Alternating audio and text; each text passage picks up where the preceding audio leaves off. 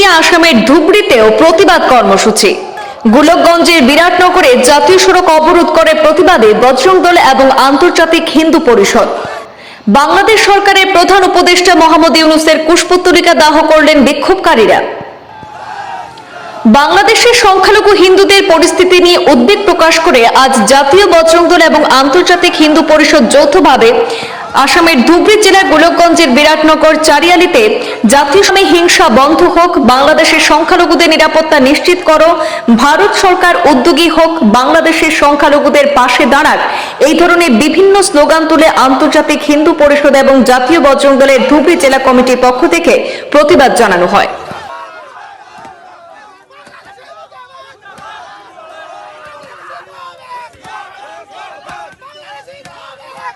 যোৱা 18 ডিসেম্বরে আপনাদের গমে পায় আমি আমার এজন হিন্দু ভাই দীপুচন্দ্র দাস ইহঁতক নির্মমভাৱে যে হত্যা কৰি মানে গাছত বান্ধি জ্বলাই দিছে।